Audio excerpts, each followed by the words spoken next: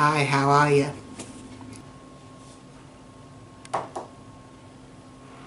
What happened? Yes, I know, it's gone. You don't have to remind me. The past 2 years I didn't even get to do it. I didn't even get to shave it for the past 2 years. That's my thing. Who did it this time? Was it Nerd Thomas? Was it Gasbad? Was it Freddy? It was Freddy, wasn't it? That silly head. Hey, hold on a second. Can you get down, please? Are you in frame? Good. Anyway, first off, calm down. I'll explain everything. Just pull that stool up and I'll tell you a story of tragedy. And, yeah, tragedy. Also, Freddy's right there, man. Don't be insensitive. You know how he hates when people refer to him as a head? Sorry about that, Freddy. Okay, now, anyway, it all began about an hour ago. Hello, welcome everyone to the Delmar Show.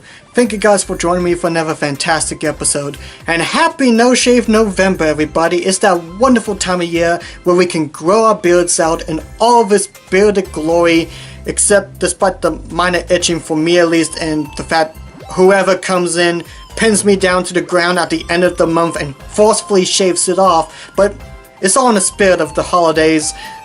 Minus that last part. No, I don't like that part. But just growing my beard out for as long as I can is always the best part of No Shave November. So I hope everyone had a wonderful No Shave November yourself. But enough about talking about beards or shaving. Let's just get into the review in hand. I'm pretty excited to talk about this. A couple of days ago, I was up in my bedroom going through my closet, organizing, going through some old dusty binders, and I happened to come across this book here. This is a book that was published back in 2008 that talks about the Walt Disney World Resort. It talks about its history, the amount of different attractions that have come and gone over the years. It's a wonderful read to go through for nostalgic purposes. However, as I was going through the book, I stopped on one page in particular that talks about a Tomorrowland themed attraction called Stitch's Great Escape. And immediately my mind just flooded back with fun memories. It was around 2004 when the attraction came out, and even though I've only been to Walt Disney World once, back in the late 90s, and when they had that weird Pepto-Bismol castle, if anyone remembers that, I remember being genuinely excited when I was watching the Disney Channel and seeing them advertise Stitch's Great Escape. As for back then, I was a huge Lilo and Stitch fan. I mean, I still love the movie and Stitch the character still to this day, but at the time, around 2004 when the attraction released, I was a major fan of Lilo and Stitch. I loved the Disney Channel original series that had Lilo and Stitch going around Hawaii trying to find Stitch's cousins and different experiments, and seeing this was just the icing on the cake. A Stitch themed attraction where Stitch messes with the audience, pulling pranks on them and everything. It sounds like a lot of fun, it really does, and I was genuinely excited to go back to Walt Disney World whenever to see this attraction, as I really was genuinely excited for this ride. However, as I mentioned, back in the late 90s when that Pepto-Bismol castle appeared, that was the only time in my life that I've been to Walt Disney World. Me and my folks do plan on going back in the near future, we really do, but as for riding Stitch's Great Escape, unfortunately that will probably never happen as the attraction is now closed. So I was kind of bummed out, like, oh gee, I can't ride this attraction, that's kind of sad. So I decided to go online to see if I could find video clips of the ride or anything, and as I did, I discovered something interesting to say the least about this attraction.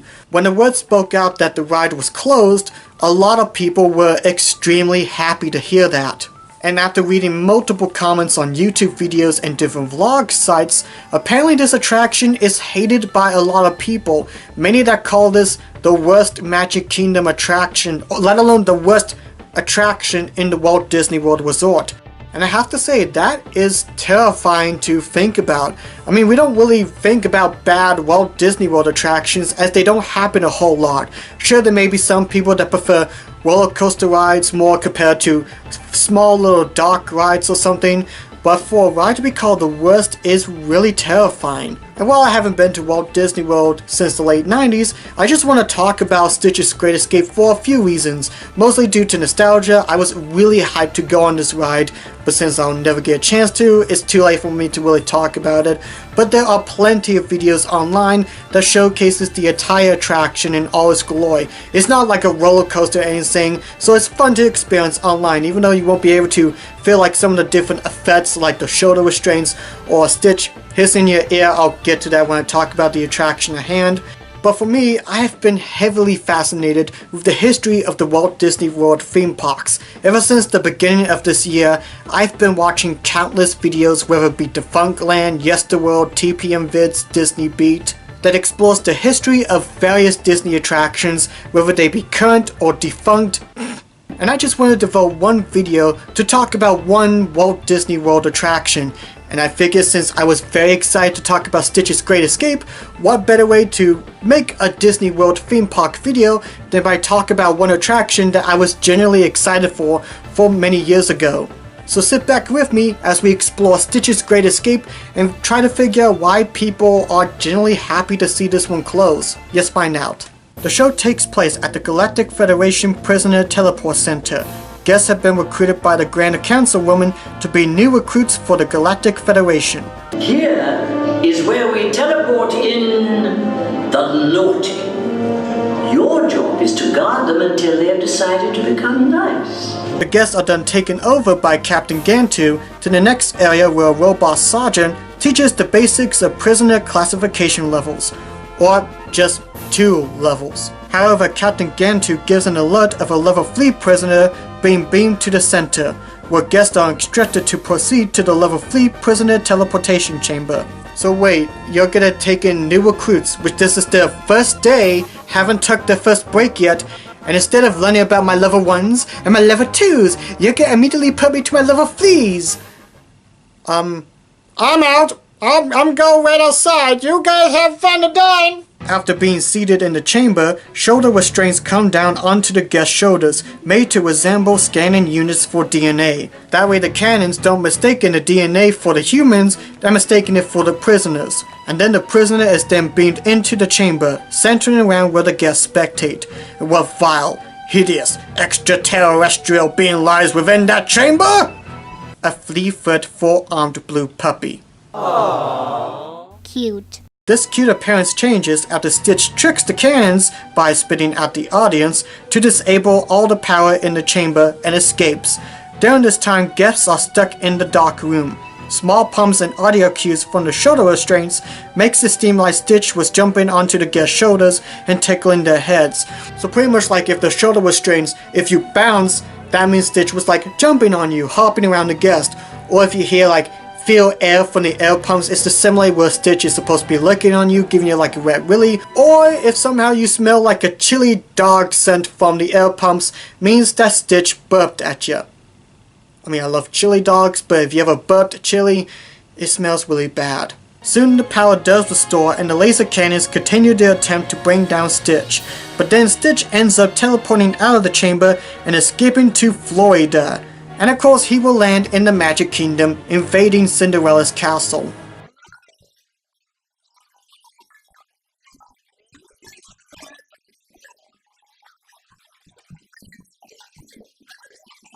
Now before I talk about some of the stuff that I can understand why people dislike, I want to generally speak about some good things about the attraction. I mean, sure, say what you want of it being the worst Disney World attraction, but I generally think that there are still some good aspects that you can still find in some things that are considered the worst.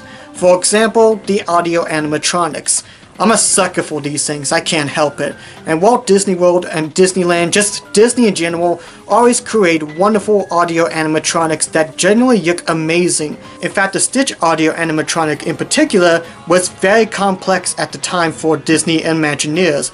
Being only 59 inches tall, it has a pretty decent animation set. Sure, Stitch's fur is kind of crumbled up, with the creases showing in some places, but generally Stitch looks rather impressive for animatronic, and with him being only 59 inches, that's generally impressive. And the 2 pre-show areas I generally enjoyed. On the television monitors we see Captain Gantu and several other of the aliens appear with the help of Disney Animation Television providing the animation. Which is great because not only gives it a little fun immersion into the theming of the attraction, but as a little promotion tour for the Lilo and Stitch television series at the time. In fact, we actually see several different of Stitch's cousins make an appearance in one part of the pre-show. The Sergeant I thought was pretty entertaining, talking with the different aliens with the donut guy and everything. He was generally pretty funny. However, even though I do see some of the good aspects of this ride, I can definitely see why some people call it one of the more weaker attractions in Tomorrowland, let alone the whole Walt Disney World Resort, and you could pretty much blame it all in the main room itself. The first two pre-show areas I think are generally fine, nothing too fancy, nothing too bad, they're generally fun and interesting. But then when you get to the main show area, that's where the problems do kind of lie in. When I mentioned the shoulder restraints jumping on you, I've heard from some complaints that some guests had their shoulders injured due to the bounciness, like the shoulders would bounce too hard, or like in the show you hear that the shoulder restraints will stop when they immediately touch the shoulders, and some people had this still moving down, pinning them almost to the chair almost. And some people are generally not fans of the chili dog smell or the spitting effects. I know some people don't like the gross out humor, which is fine, but once you really think about it, for an attraction based on Lilo and Stitch, it's not really the most immersive experience. When you think of a Lilo and Stitch attraction, you might think more of a thrilling roller coaster ride, maybe an interesting dark ride or something. But no, this is generally just a show where guests will just sit around the chamber and you see Stitch kind of hobbling around the platform a bit. In fact, for this being called Stitch's Great Escape, it's not really that great, to be honest. You see the Stitch audio animatronic walking around, looking at the cannons and then spitting to trick the cannons to disabling the power, but then after that, you're stuck sitting in the dark for about 4 minutes. And it's only left to your imagination to see what Stitch is up to. You don't see like a hologram of Stitch like climbing around the walls or anything. And sure, you do have the shoulder restraints jumping on you, suddenly Stitch is bouncing, or the air hose that, you know, tickles your ears a little bit. But it's only left to your imagination to figure out what Stitch is up to, and to leave you sitting in the dark for 4 minutes may be kind of boring to some people. In fact, as I was watching some of these videos, I heard a lot of children screaming. Not screaming as in, oh boy, this is fun! More screaming like they're gonna wet their beds due to nightmares. And to be fair, I can definitely see this attraction scaring some kids. With you being stuck in the dark, not knowing what Stitch is up to and feeling these different effects going on, which adds to some immersion, but for children it can be kind of terrifying for them not knowing what Stitch is gonna do. And then when the lights get back on, you see Stitch just sitting on the platform again. So for it to have Stitch, he doesn't really do anything that's great for this escape route. But I think the main reason as to why so many people dislike this attraction is because what it replaced. The attraction that used to lie in that area before Stitch's Great Escape was a Tomorrowland attraction called Extraterrestrial Alien Encounter. I'm not going to delve too much into this attraction as there are so many different videos that have already talked about it before, but to give a brief summary of this attraction, it was scary. Very terrifying as a matter of fact. And I guess the cast members were getting sick to death of people constantly complaining about this ride, so they changed it to a more kid-friendlier version of it. Much of the effects and sets from Alien Encounter were recycled into Stitch's Great Escape. Even one of the characters, Skippy, appears just as he did in the former show within Stitch's Great Escape. And because Stitch's Great Escape reused so much assets and effects from Alien Encounter, you can compare both of them so much easier. If Stitch's Great Escape was vastly different compared to Alien Encounter, you wouldn't compare that much, but since you do, it'll be very difficult to give Stitch's Great Escape its own identity a bit. And in case you're wondering, yes, they do mention Alien Encounter in this book, but only the second pre-show area. And for those reasons, a lot of people generally dislike this attraction. Ever since from the beginning first year, a lot of people just didn't like this attraction in general. It was still scary for younger children. It reused so much assets that you could compare to the attractions. And for some people, for it being based on Lilo and Stitch, it wasn't really the attraction that they really wanted. And for it to replace a pretty intense and immersive experience for some people who really loved it, it just really made a lot of people unhappy.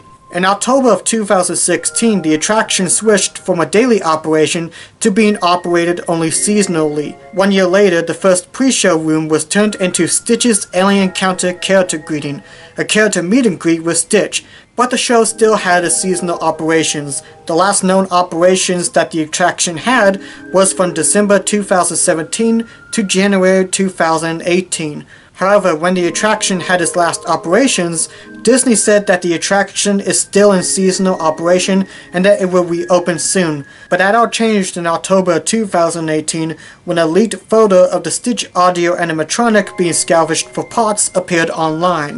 And I have to say, this here is terrifying. It really is scary. Can we replace that with something less scary? Oh, that's good. That's a good start. Actually, while we're on topic, can we replace something maybe more, cuter? Oh, that is just adorable. I just want to hug and squeeze it. Oh, maybe something a bit more sexier. Something more prettier, more majestic. So gorgeous and just beautiful. What the heck is that? And that was Stitch's Great Escape. Talk about its history, about the ride, what I liked about it, and why I can understand a lot of people hate it. Do I think it's one of the worst Walt Disney World attractions? Not really, to be honest. In my opinion, there are far worse rides that have come and gone at the resort. And Stitch's Great Escape, for what it is, a kid-friendlier version of Alien Encounter, I think it did alright. The first two pre-show areas I generally enjoyed. In fact, Sergeant I thought was a really fun character.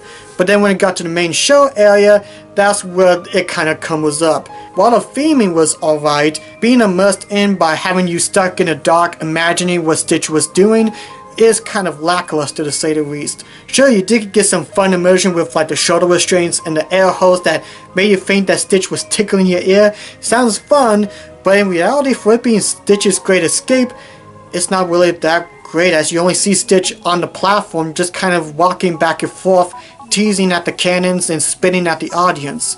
If I was a kid, 10 years old when the attraction came out, I probably would have been terrified of when the lights flickered off and didn't know what Stitch was gonna do. I probably would have been scared, but I can understand for a lot of people that aren't that scared easily, that it would be just boring just sitting there like, oh, that was exciting. That tickle again. I'm gonna take a nap now. Wake me up, buddy. So yeah, I can understand why some people do dislike this attraction, but I have read some positive comments that have mentioned that they did enjoy the attraction for what it is. And I think for what they were trying to accomplish with the Imagineers, it's an alright attraction. I can definitely understand why some people hate it, but for me, I think it's harmless enough and it's average overall. But I do think that now was a perfect time for the attraction to close. Keep in mind, this ride opened up in 2004, and for Stitch's Great Escape to last about 14 years, I think now's the perfect time for it to go and see what the Imagineers can come up with what to do next. I've heard rumors of it being a Wreck-It Ralph attraction or something like that, I'm not sure.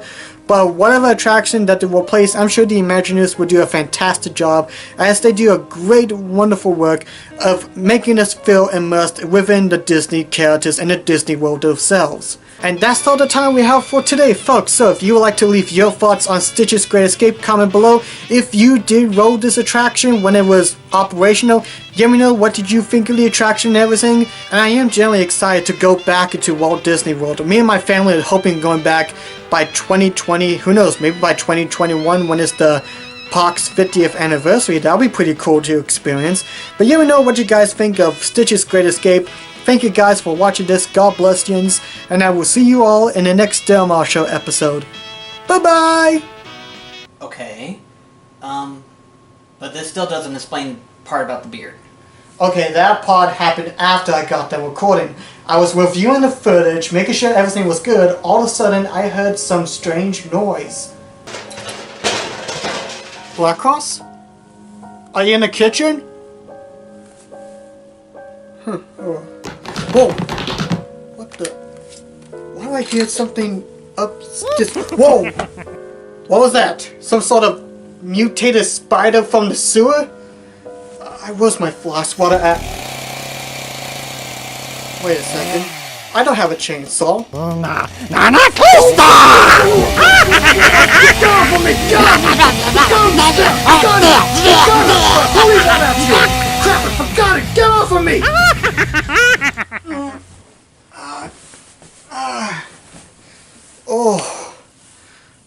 actually fine. He didn't cut me up or anything. My head is still intact, my legs, my face. What the?